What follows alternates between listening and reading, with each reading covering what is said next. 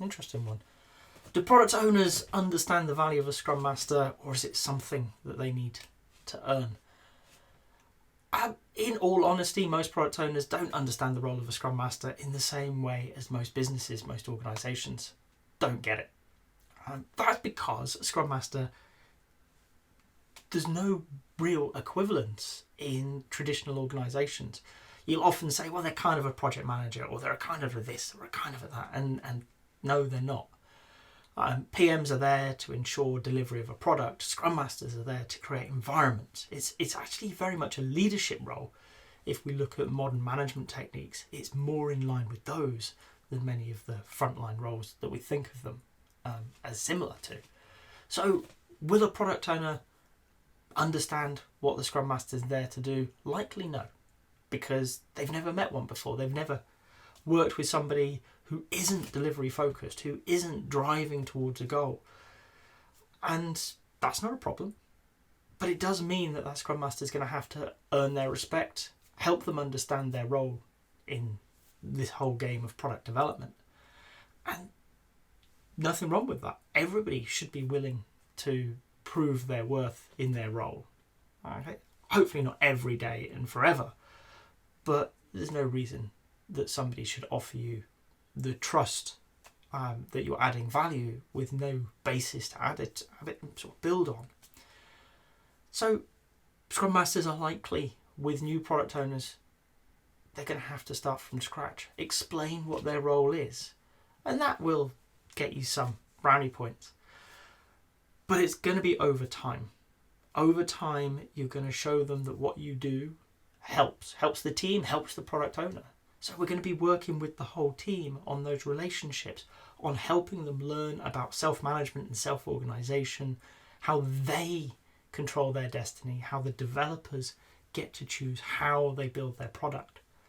And alongside that, they're going to work with that product owner, bringing them new tools, techniques, ideas to help them manage that product backlog, articulate it well to both stakeholders and the developers, and really help the product owner have an easier life. So as we do that, over time, they're going to start to understand it. Okay? You'll always come back to, there will always be people who say, yeah, but we could do that ourselves.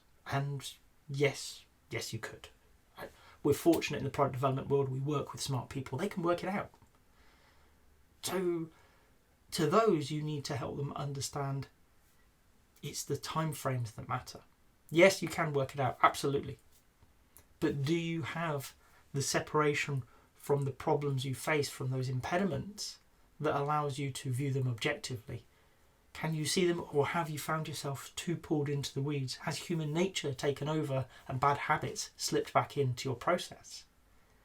Because without a Scrum Master, those are very, very likely outcomes. Without somebody, call them a Scrum Master or not, I honestly am not that fussed, who is sat outside of the game, watching it and helping the players of that game be their best selves, do the best job, get that product built the right way, the right product. Okay? It's not on the Scrum Master to make the final decisions, it's on them to hold a mirror up to those people making decisions so that they know that they're making good choices. Okay? It's no different to elite level coaches. An elite level coach working with a tennis player isn't the better tennis player. Their job is not to ensure that somebody walks out onto Wimbledon and wins. That's the athlete's job. Their job is to help them be in the right state of mind, be in the right shape, have their game on point, have they done all these things. They don't do the work. Coaches don't do the work. They help others focus so that they can do the right work at the right time. As a Scrum Master, that's what you're going to have to demonstrate. You're going to have to show that new product owner that your role is invaluable, because as humans, we fall back. Our job is not to do the work. Our job is to help other people do the best work they can. If you've got to this point in the video, I hope you've enjoyed it. If so, a like would be appreciated. If you want to hear more from me, more answers to questions that maybe you've got in the Agile world, please subscribe to the channel. And if you've got a question that you really want answered, drop it in the comments. I promise we'll get around to it. Thank you.